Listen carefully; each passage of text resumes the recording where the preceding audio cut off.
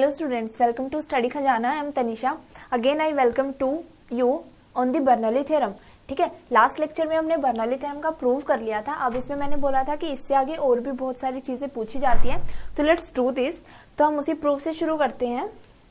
ठीक है, मेरे लिए यहाँ पे हमारा ये प्रूफ खत्म हुआ था. P by rho plus g h plus half m v square is equals to constant prove कर दिया था. एम से मैंने ये डिवाइड किया है, तो ये पर यूनिट मास की क्वांटिटी आई है. ठीक है, तो आप ये याद रखना. ठीक है, तो यहाँ पे जो मेनली हमारा P बाय रो होता है वो क्या होता है, जी एच क्या होता है और हाफ ऑफ वी स्क्वायर क्या होता है. ठीक है, तो मेनली ये मेरी क्वांटिटी होती है प्रेशर एनर्जी पर यूनिट मास. ठीक है, पूछ लिया जाता है कि आप एनर्जीज को डिफाइन भी कीजिए कि कौन सी क्या एनर्जी है. ठीक है, तो प्रेशर एनर्जी पर यूनिट मास है ये. This is the potential energy per unit mass and this is the kinetic energy per unit मास. अब आप देख सकते हो हमने क्या किया था, ये मेनली जो pressure energy plus potential energy plus kinetic energy is equals to a constant. It means वो क्या है, एक कांस्टेंट है. ठीक है, उसकी वैल्यू क्या है, कंजर्व्ड है. ठीक है, तो हेंस हमने बर्नौली थ्योरम से ये क्या प्रूव कर दिया था. ठीक है, तो as per Bernoulli theorem pressure energy per unit mass, pressure energy आप ये लिखना बाद में. ठीक है, pressure energy per unit mass plus potential energy per unit mass plus kinetic energy per unit mass is equals to constant. This is my Bernoulli theorem. ठीक है, तो यहां से आप स्टेट कर सकते हो that is sum of pressure energy potential energy sum of pressure, potential and kinetic energy and kinetic energy per unit mass. जो मैंने पढ़ा है अब तक वही लिख रही हूँ मैं. ठीक है, क्योंकि आपको रिप्रेजेंट भी करना है वहां पे. ठीक है, एग्जाम सेंटर में अपनी एग्जाम कॉपी पे आपको ये प्रूव करके दिखाना है अच्छे से. ठीक है, तो आप एक अच्छे से क्राइटेरिया में लिखा कीजिए. ठीक है, रिप्रेजेंटेशन अच्छी होनी चाहिए, उससे आपको 1 या 2 मार्क्स ज्यादा ही मिलेंगे, आपके मार्क्स कम नहीं होंगे. बट आप रिप्रेजेंटेशन अच्छी नहीं कर रहे हो तो it will harm your scores. ठीक है, तो energy per unit mass is constant at all cross section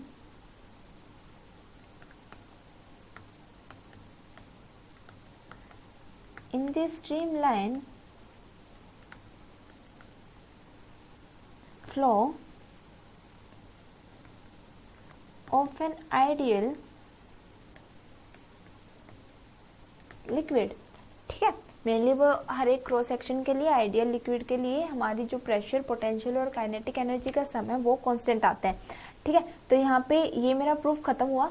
अब मेनली इसमें अलग से चीजें पूछी जाती है कि मेनली आप बर्नौली थ्योरम की जो एनर्जी है आप उन्हें रिप्रेजेंट कीजिए प्रेशर हेड के लिए. ठीक है, ये आपसे पूछा गया, आप लास्ट ईयर के क्वेश्चन पेपर उठा के दीजिए. तो बर्नौली थ्योरम आप प्रूव कीजिए प्रेशर हेड का सम होता है वो हमारा मेनली पोटेंशियल हेड का और काइनेटिक हेड का. ठीक है, तो उसका हेड का मतलब क्या होता है, उसमें आपको थोड़ा सा हल्का सा डिफरेंस करके आपको बर्नौली थ्योरम प्रूव करनी होती है. ठीक है, तो सबसे पहले हमारी इक्वेशन क्या आई थी, mainly P by rho plus g h plus half v square is equals to constant. ये मेरी आई थी अब तक इक्वेशन बर्नौली थ्योरम के लिए. मेरे लिए इसमें थोड़ा सा अलग करना है, जो ये रो है. ठीक है, आपको ये थ्रू आउट द इक्वेशन रो से मल्टीप्लाई करनी है. तो लिखेंगे आप मल्टीप्लाई.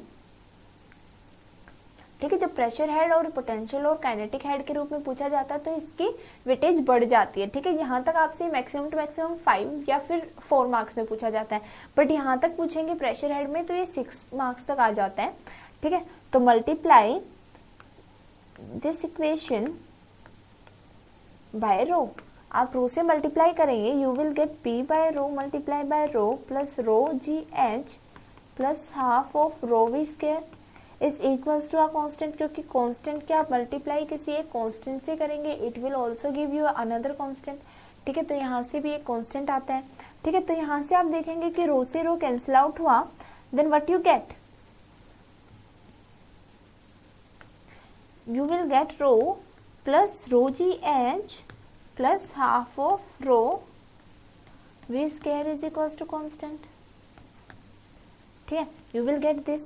ठीक है, तो ये क्या है, मेरी अनदर स्टेटमेंट है किसके लिए, बर्नौली थ्योरम के लिए।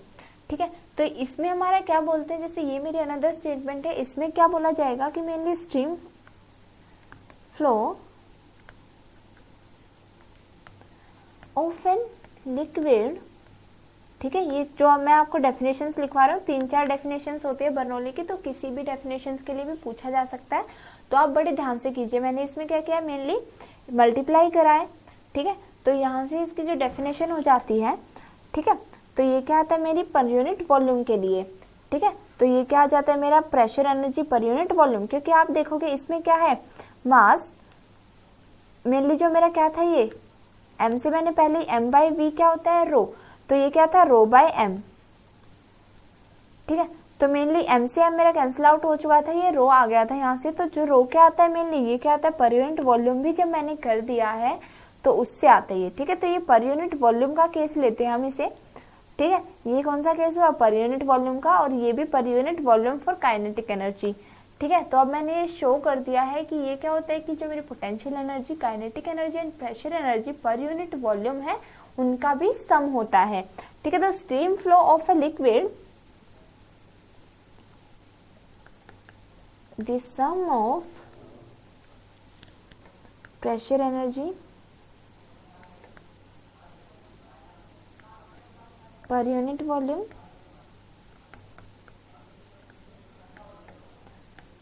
potential energy per unit volume and kinetic energy per unit volume is any constant at all cross section of the liquid. ठीक है, मेनली क्या होता है कि हमारा जो pressure energy per unit volume, potential energy per unit volume and kinetic energy per unit volume है, वो मेरा क्या है कांस्टेंट है पूरे क्रॉस सेक्शन के लिए। ठीक है, इसके एक अनदर फॉर्म और लेते हैं, इसमें हमारा मेनली प्रेशर हेड और जो पोटेंशियल हेड और हमारा काइनेटिक हेड निकालेंगे। ये बहुत ज़्यादा इंपॉर्टेंट है, it is the most important part of Bernoulli theorem. ठीक है, तो मेनली इसमें देखो बेटा आप कैसे करोगे, मेनली आप डिवाइड करोगे जो ये वाली इक्वेशन, हमारी जो मेन बर्नौली थ्योरम की इक्वेशन है दिस वन। ठीक है, ये मेरी क्या है बर्नौली थ्योरम की मेन इक्वेशन है। ठीक है, तो आप इसे मेनली डिवाइड करोगे जी से, किससे, जी से। ठीक है, तो डिवाइड करेंगे जब आप इक्वेशन आप मानो इसे फर्स्ट ए। ठीक है, तो divide equation first A bye जी, किससे डिवाइड करेंगे, जी से, तो क्या आ जाएगा आपके पास P rho g plus g h upon g plus half of v square upon g, and किसी भी एक कांस्टेंट को आप डिवाइड करोगे कांस्टेंट से तो आप फिर से एक है ना, आपको एक अनदर कांस्टेंट मिलेगा। ठीक है, you will get another constant as well. ठीक है, तो यहाँ से क्या आएगा कांस्टेंट आ जाएगा। ठीक है, if you will do this that it will be, ये क्या आ गया, यहाँ से आपसे जी से जी कैंसिल आउट हो जाएगा and you will get P by rho g plus h plus half of v square by g is equals to constant. तो ये जो मेरी वैल्यू होते हैं ये मेरा क्या है, P by rho g is here, क्या है ये मेरा प्रेशर हेड, एच क्या है मेरा gravitational head and v half of v square by g is the velocity head. ठीक है, तो आप याद रखना कि मेनली होता है pressure head plus gravitational head plus velocity head. ठीक है, तो जो मेरा पोटेंशियल एनर्जी वाली चीज है वो ग्रेविटेशनल हेड हो जाती है, और जो मेरी काइनेटिक एनर्जी वाला पोर्शन है वो वेलोसिटी हेड हो जाता है। ठीक है, तो मेनली यहाँ पे आप लिखेंगे P by rho g is equals to pressure head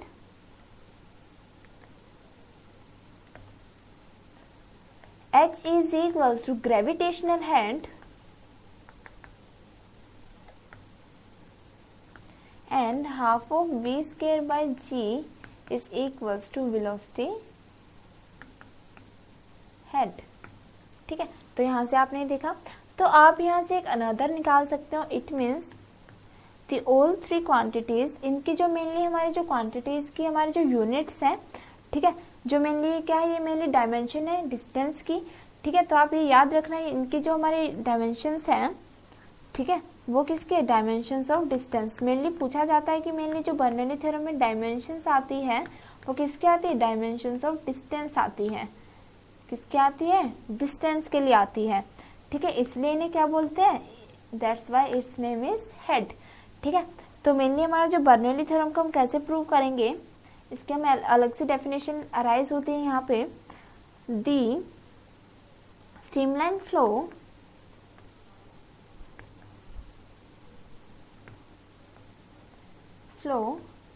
of an ideal liquid,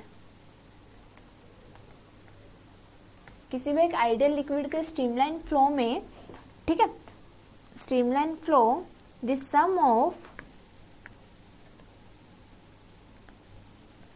pressure head, gravitational head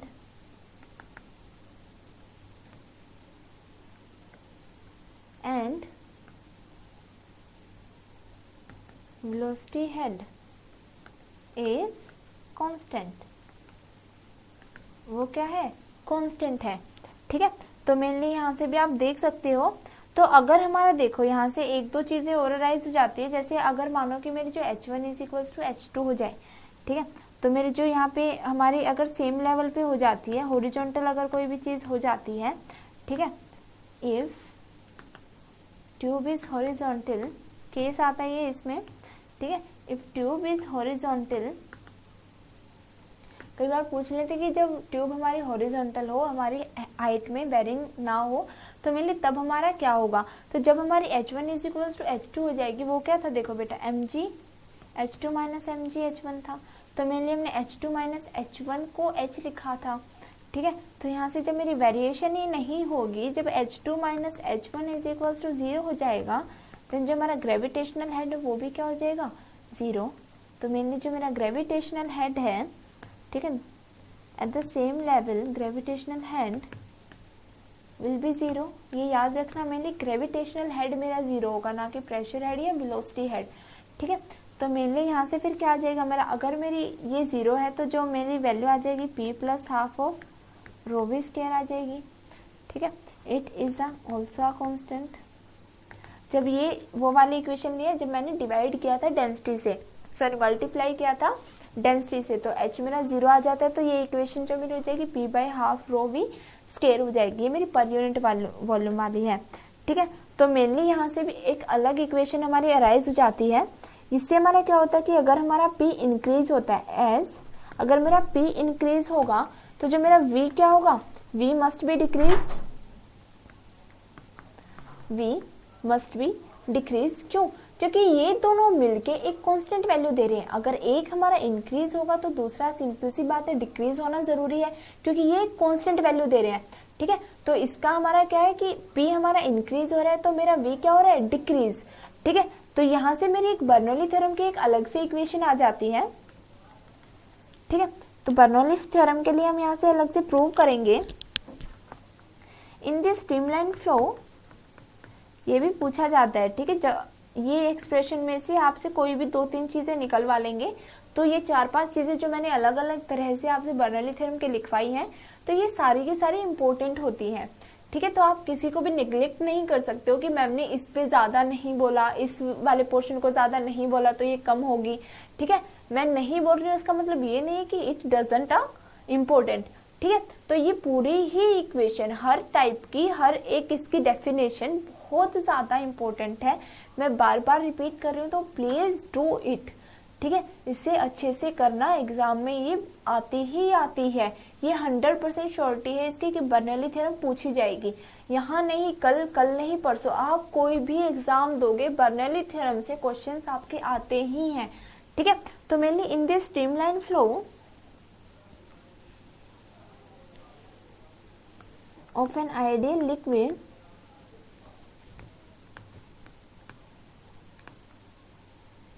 through, ठीक है, थ्रू जब हमारा क्या हमने हॉरिजॉन्टल लिया है, ठीक है, तो through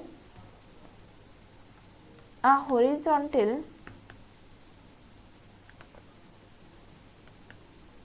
tube the velocity increases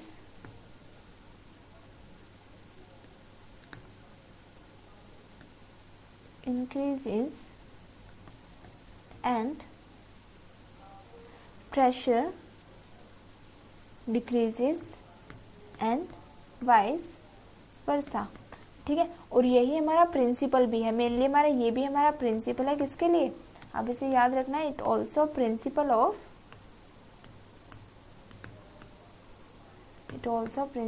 Bernoulli theorem, कि जब हमारी वेलोसिटी इंक्रीज होती है तो प्रेशर डिक्रीज होता है, और प्रेशर डिक्रीज होता है तो वेलोसिटी इंक्रीज होती है, ठीक है, बर्नौली थ्योरम। तो बर्नौली थ्योरम का हमारा प्रूफ यहीं खत्म होता है। इसकी मेनली लिमिटेशंस भी देख लेते हैं कि लिमिटेशंस क्या है मेरी बर्नौली थ्योरम के लिए, ठीक है, क्योंकि आपको पता है बहुत ज़्यादा इंपॉर्टेंट है ये, ठीक है। आप ये तो देख चुके हैं कि ये इम्पोर्टेंट है, तो मेनली इसकी लिमिटेशंस भी इम्पोर्टेंट हो जाती है। बर्नौली थ्योरम का हर एक पार्ट इम्पोर्टेंट है, ठीक है, इसकी एप्लीकेशंस भी, लिमिटेशंस भी, न्यूमेरिकल्स भी। तो क्योंकि हर साल अब ये तो है नहीं कि आपको सीधा लिख के देंगे state and prove Bernoulli theorem, state and prove Bernoulli theorem, वो आपको टॉपिक सेम रखेंगे बट उसमें कुछ अलग से वेरिएशंस दे देंगे, ठीक है। कंसेप्चुअल क्वेश्चंस पूछ लेंगे, थियोरेटिकल पूछ लेंगे, न्यूमेरिकल पूछ लेंगे, तो you should prepare for all of this, ठीक है। तो लिमिटेशंस क्या बेटा बर्नौली थ्योरम की, मेनली हमारा क्या है कि बर्नौली थ्योरम में हमारा क्या बोला गया था, when while deriving the Bernoulli's equation, mainly जो हमने बर्नौली थ्योरम का क्या किया, मेनली डिराइव किया, ठीक है। तो while deriving Bernoulli theorem, mainly क्या किया, बर्नौली थ्योरम को डिराइव किया, तो हमने क्या अज्यूम किया था कि जो वेलोसिटी है वो एवरी पार्टिकल के हर एक पॉइंट पे सेम है, ठीक है। Bernoulli theorem velocity of every particle of, हमने क्रॉस सेक्शन एरिया पे सबकी सेम ली थी, ठीक है। ये अज्यूम किया था, तभी हमारी अजम्पशन से हमारी ये चली थी, ठीक है, तभी हमारा चेंज देख लिया था हमने। Every particle of liquid at liquid across any cross section of tube is uniform, हमने क्या माना था, पूरे एक क्रॉस सेक्शन के लिए वो हमने यूनिफॉर्म माना था, ठीक है। बट मेनली ये हमारा करेक्ट नहीं है, अब कहीं पे कोई हर्डल भी आ सकता है, कहीं पे कुछ भी आ सकता है, क्योंकि तो हमारी जो मेनली वेलोसिटी है है ना, वेलोसिटी है जो किसी भी क्रॉस सेक्शन के लिए वो यूनिफॉर्म नहीं हो सकती, इट कैन बी चेंजेबल, ठीक है। क्योंकि मेनली हमारा वहाँ पे कि कोई भी हमारा सेंट्रल फोर्स भी होता है, आपको पता है विस्कस ड्रैग भी होता है, ठीक है। तो आपको पता है जब एक्सिस के लिए लेते हैं, जब हम एक्सिस के लिए लेते हैं, जो वेलोसिटी होती है मेरी एक्सिस के लिए वो ज्यादा होती है as comparison to upper lower जो टुवर्ड्स दी कंटेनर्स वॉल होती है। तो ये हमारे throughout all of cross section area के लिए हमारी यूनिफॉर्म नहीं है हमारी, क्योंकि एक्सिस के साथ जो इनर मोस्ट हमारी वेलोसिटी होती है, जो इनर मोस्ट है, बहुत जो डेप्थ में है सबसे, वो वेलोसिटी मेरी सबसे ज्यादा होगी, ये वाली वेलोसिटी मेरी सबसे ज्यादा होगी as comparison to the walls of container के पास, ठीक है। तो मेनली एक हमारा क्या था कि हमने क्या माना था कि विस्कस ड्रैग मेरा क्या है, हमारा वहां पे अराइज ही नहीं होता है, ठीक है, क्योंकि विस्कस ड्रैग हमारा, इसलिए हमने वेलोसिटी को क्या मान लिया था कि वो यूनिफॉर्म है। तो मेनली क्या हुआ, जो विस्कस ड्रैग है मेरा लिक्विड का, of liquid which comes into play when liquid is in motion. Mainly जो मेरा लिक्विड क्या होता है, मोशन में, is motion has not been taken into account. उसको क्या माना था मैंने, उसके बारे में सोचा ही नहीं, क्योंकि वेलोसिटी को हमने यूनिफॉर्म मान लिया था। क्रॉस सेक्शन एरिया के लिए हमने सारी वेलोसिटी को सेम मान लिया, हमने ये माना ही नहीं, क्योंकि हमें पता है जब भी हमारा कोई भी लिक्विड फ्लो करेगा वहां पे विस्कस फोर्स या विस्कस ड्रैग अराइज होना ही होना है। पर हमने तो इसके बारे में कभी डिस्कस ही नहीं किया। आपने भी देखा थ्रू आउट मैंने आपको पूरी बर्नौली थ्योरम को प्रूव करा दिया, बट मैंने आपको ये तो बोला ही नहीं कि जब आपका ए से बी पे जब ये फ्लो जाता है तो विस्कस ड्रैग बेटा इतना लगता है, फोर्स मेरा इतना लगता है। मैंने आपको ऐसा कुछ बोला ही नहीं, ठीक है। तो मैंने जो इसमें हमने जब बर्नौली थ्योरम का प्रूव किया था, जब ठीक है, जब ये साइंटिस्ट ने ये प्रूव किया था तो मेनली उन्होंने ये हमारा विस्कस ड्रैग को अकाउंट में लिया ही नहीं, इसके बारे में सोचा ही नहीं, ठीक है। तो मेनली हमारा सेकंड और जो मेरा थर्ड वाला जो हमारा मेनली, ठीक है, मेरा जो लिमिटेशन होगी वो होगी जब हमारा हम डिराइव कर रहे थे अबव इक्वेशन को, तो हमने एज्यूम किया था कि कोई भी लॉस ऑफ एनर्जी नहीं हो रहा है। टोटल एनर्जी हमने ली, हमने कोई भी लॉस ऑफ एनर्जी बताया नहीं कि मेरा प्रेशर एनर्जी में कितना लॉस हुआ है, पोटेंशियल एनर्जी में कितना लॉस हुआ है, या फिर मेरा काइनेटिक एनर्जी में कितना लॉस हुआ है, ठीक है। तो loss of energy when liquid in motion, ठीक है। मेनली हमारे ये हमने कोई लॉस ऑफ एनर्जी लिया ही नहीं, बट हमें पता है कि मेनली जब मोशन होती है तो जो मेरी काइनेटिक एनर्जी होती है, जो मेरी मूव करने वाली एनर्जी होती है, मूविंग एनर्जी होती है, वो हीट में हमारी कन्वर्ट हो जाती है और लॉस हो जाता है, ठीक है। तो in motion kinetic energy converted into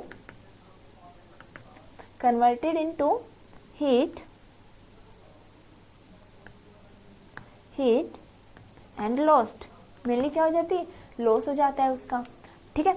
और जो मेरा फोर्थ है इसमें, ठीक है, तो इसमें जब हमारा देखा है हमने कि वो क्या कर रहा है, एक कर्व्ड पाथ में मेरा फ्लो हो रहा था, किसी भी एक ए पॉइंट से किसी भी एक बी पॉइंट पे मेरा लिक्विड ऐसे फ्लो हो रहा था, ठीक है, मेरा लिक्विड ऐसे फ्लो हुआ।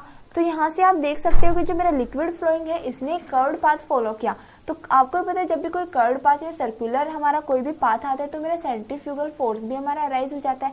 तो मैंने जब आपको कराया तो मैंने आपको सेंट्रीफ्यूगल फोर्स का भी कोई है ना कंसेप्ट उसमें यूज नहीं किया, तो इसलिए हमने इसके लिमिटेशन में ये भी आ जाता है कि no centrifugal force is taken into account, ठीक है। तो यहाँ यहीं पे यही हमारी चार मेनली लिमिटेशंस थी बर्नौली थ्योरम के लिए, ठीक है। तो यही हमारी बर्नौली थ्योरम थी, इसके प्रूफ के साथ इसकी लिमिटेशंस भी पूछ ली जाती हैं। तो ये इंपॉर्टेंट हो जाती है कि मेनली इसके हमने क्रॉस सेक्शन ऑफ एरिया में हमने वेलोसिटी अपनी कांस्टेंट और यूनिफॉर्म मानी थी, बल्कि ऐसा होता नहीं है, एनर्जी का कोई लॉस नहीं माना, ना ही हमने कोई विस्कस फोर्स के बारे में बात करी और ना ही किसी सेंट्रीफ्यूगल फोर्स के बारे में, ठीक है। तो ये चारों हमारी एक लिमिटेशन दे देती है बर्नौली थ्योरम के लिए, ठीक है। तो यहीं पे हमारा जो बर्नौली थ्योरम का एक्सप्रेशन प्लस इसकी लिमिटेशन का कंसेप्ट यहीं पे खत्म हो जाता है। नेक्स्ट लेक्चर्स में हम इसकी एप्लीकेशंस और न्यूमेरिकल करेंगे। इसमें इतना ही, थैंक यू सो मच।